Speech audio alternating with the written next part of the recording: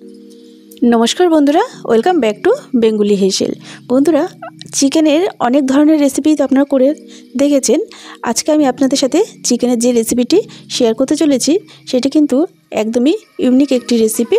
ताहले एई रेसिपिटी स्किप करे देखबेन ना, पुरो रेसिपिटी देखार चेष्टा करबेन, ताहले आपनारा बुझते पारबेन रेसिपिटी आमी किभाबे तैरी करछि। रविवार मानेई खुबই स्पेशल चिकेन कषा। तो एई रविवारे स्पेशल चिकेन कषा रेसिपिर जोन्नो आमी एखाने একটি ইউনিক রেসিপি শেয়ার করছি। তাহলে চলুন দেখে নেওয়া যাক।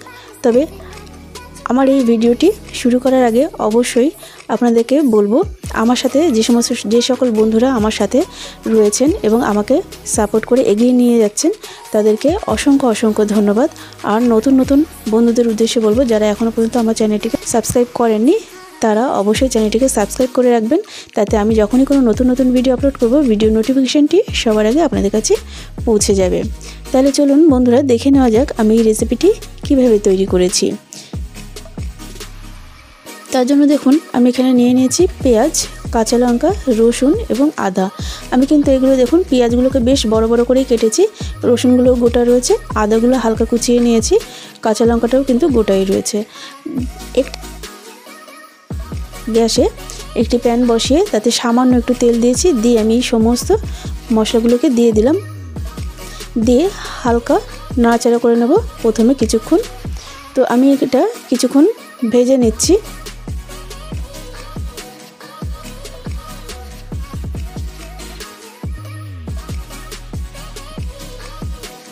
বন্ধুরা এখানে কিন্তু খুব বেশি তেল দেওয়ার প্রয়োজন নেই, অল্প তেল দিলেই হবে, বা এখানে বাটারও ইউজ করতে পারেন, অল্প করে বাটার দিলেও হবে। তো দেখুন বন্ধুরা আমি এটা হালকা নাড়াচাড়া করে নেওয়ার পরেই আমি এখানে দিয়ে দিচ্ছি কাজু। এখানে আমি ভাঙা কাজু ইউজ করেছি, গোটা কাজু নিলে 20-25টার মতন গোটা কাজু দিয়ে দেবেন। আর এইভাবে বেশ কিছুক্ষণ নাড়াচাড়া করে নিতে হবে। তো কিছুক্ষণ পরে আমি দিয়ে দিচ্ছি এখানে টমেটো। আমি এখানে 2টো টমেটো দিয়েছি। টমেটোগুলো একটু বড় সাইজেরই নিয়েছিলাম। তো টমেটোগুলো একটু বড় করে কেটে নিয়েছি। কেটে নিয়ে এটাকে আমি ভেজে নেব যতক্ষণ না টমেটোগুলো গলে যাচ্ছে। ততক্ষণ আমি মাংসটাকে এদিকে ম্যারিনেট করে নেব। তো প্রথমেই আমি মাংসগুলোকে খুব ভালোভাবে ধুয়ে পরিষ্কার করে নিয়েছি। আমি এখানে দিয়ে দিচ্ছি পরিমাণ মতো নুন, দিয়ে দিচ্ছি হলুদ, দিয়ে দিচ্ছি ঝাল লঙ্কার গুঁড়ো, দিয়ে দিচ্ছি জিরের গুঁড়ো,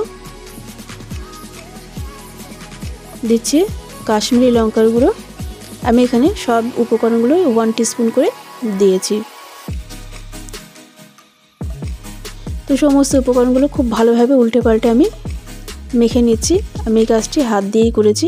তো এদিকে দেখুন আমার এই যে পেঁয়াজ, আদা, রসুনটা কিন্তু বেশ ভাজা হয়ে গেছে, আর টমেটোগুলোও গলে গেছে। আমি এটাকে নামিয়ে রাখবো, নামিয়ে রেখে ঠান্ডা করে তারপরে এটাকে একটু খুব মিহি পেস্ট তৈরি করে নেব। তো গ্যাসে আরেকটি কড়াই বসিয়েছি, তাতে দিয়েছি সর্ষের তেল। আমি এই রেসিপিটি সর্ষের তেলেই করব। আর দিয়ে দিলাম বাটার। আমি কিন্তু এখানে 2 টিস্পুন মতন বাটার দিয়েছি। দিতে দিচ্ছি এর মধ্যে গোটা গরম মশলা দিয়েছি 3টি এলাচ, কয়েকটা গোলমরিচ, আর দিয়েছি দারচিনি, লবঙ্গ এবং 2টি শুকনো লঙ্কা। এর থেকে বেশ সুন্দর একটি গন্ধ ছাড়তেই আমি এর মধ্যে দিয়ে দিচ্ছি ম্যারিনেট করে রাখা মাংসটাকে।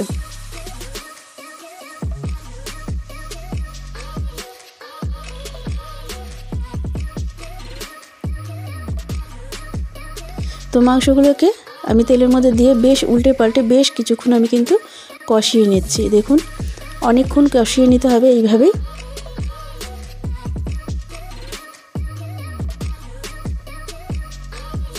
তো আরও বেশ কিছুক্ষণ কষিয়ে নেওয়ার পরে দেখেই বুঝতে পারছেন অনেকক্ষণ কষিয়ে নিয়েছি আমি মাংসটাকে। প্রায় 15 মিনিট মতন কষানোর পরে আমি এখানে এই যে বেটে রাখা মশলাটাকে দিয়ে দিচ্ছি। এইভাবে একবার আপনারা মাংস কষা রেসিপিটি করে দেখবেন। আশা করছি এই রেসিপিটি আপনাদের ভীষণ ভালো লাগবে। আর গরম ভাতের সাথে, বা আপনারা এটা কিন্তু ফ্রাইড রাইস বা নান, পরোটা, রুটি, লুচি, পরোটার সাথেও কিন্তু দারুণ লাগে। তাহলে দেখুন বন্ধুরা আমি মশলাটা দেওয়ার পরে বেশ সুন্দরভাবে সমস্ত মাংসের সাথে উল্টে পাল্টে মিশিয়ে নিচ্ছি এটা কিন্তু খুব বেশি কষানোর প্রয়োজন হবে না, যেহেতু আমি মশলাটা আগেই ভেজে নিয়েছিলাম। তো হালকা কিছুক্ষণ একটু উল্টে পাল্টে বেশ ভালোভাবে কষিয়ে নিচ্ছি মাংসের সাথে।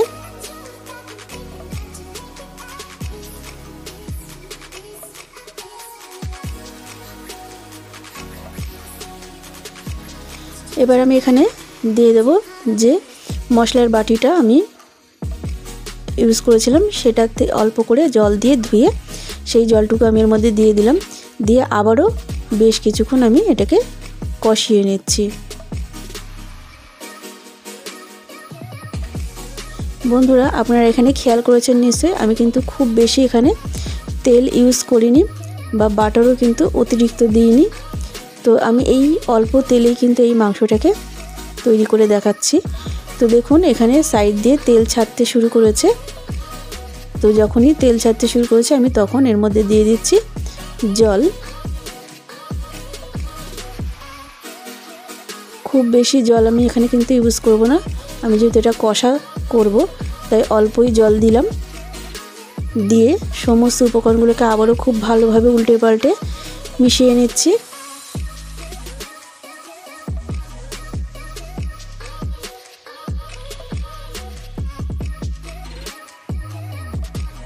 এবার এটাকে আমি খুব ভালোভাবে ফুটিয়ে নেব।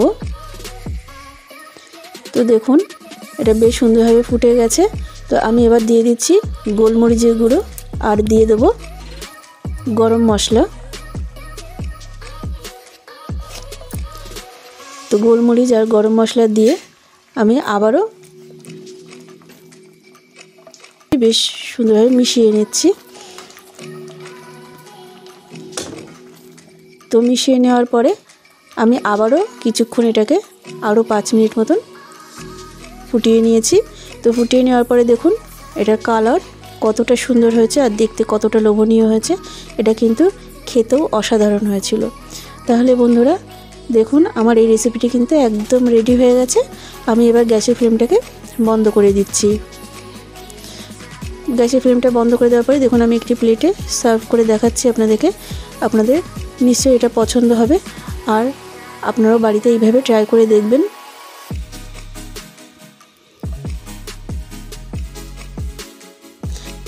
তাহলে বন্ধুরা আজকে এই পর্যন্তই। আবারও চলে আসবো পরবর্তী কোনো নতুন নতুন ভিডিও নিয়ে। আপনারা ভালো থাকবেন, সুস্থ থাকবেন আর পুরো ভিডিওটি দেখার জন্য অসংখ্য ধন্যবাদ।